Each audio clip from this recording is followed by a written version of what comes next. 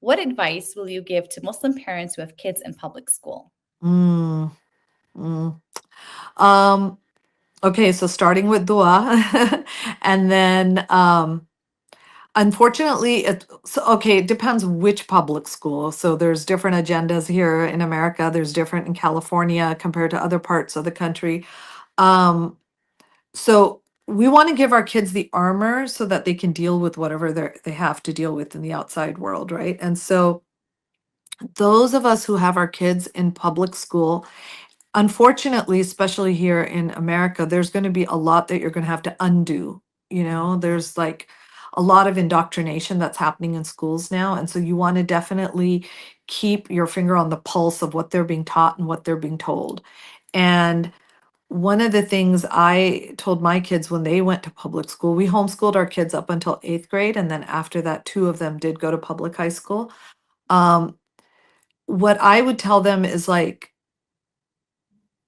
when they started school, I told them that,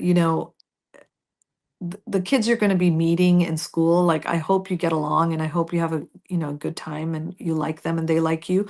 But you're not necessarily going to school to make friends. You have friends. You have friends are people who have the same values as you and have the same goals as you. And so, inshallah, maybe you'll meet people who have the same values and goals, but don't think everybody's a friend. So, other people are going to be acquaintances. And so you need to make sure that people are in their proper place, right? You can care about people, you can have concern for them, but your friends are people that you have the same values and you have the same goals. And again, just reminding them that at all times one of you is influencing the other. And I told my boys when they were going that I'm not worried, even though we all have this worry, but I used to say I'm not worried that anybody's going to influence you badly. I'm more worried that are you going to influence people positively, right? Just making sure that your kids realize that they have higher goals, and when they go out into the world, they should be making the world a better place, and people should be benefiting from having them in their presence.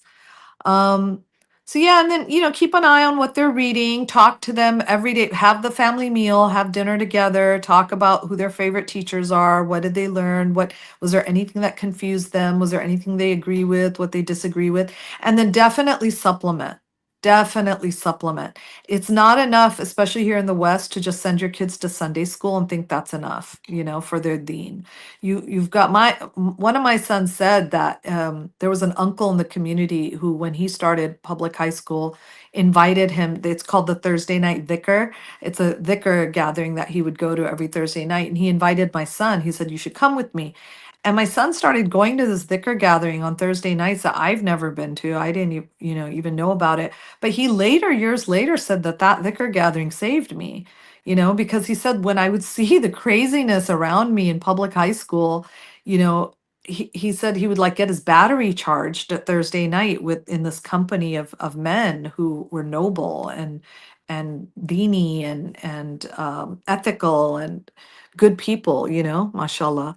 Yeah, so one of my kids said something to the effect of like, every day I feel like I'm going into a garbage can and I'm supposed to come out of it clean, because of the stuff that's all around them. So prayers for protection and counterbalance, check in with them to find out what they're learning and what they're thinking. And then make sure they don't think that the people who are in their school are necessarily their best friends. And supplementing and not thinking that Sunday school's enough. It's not Yeah. enough.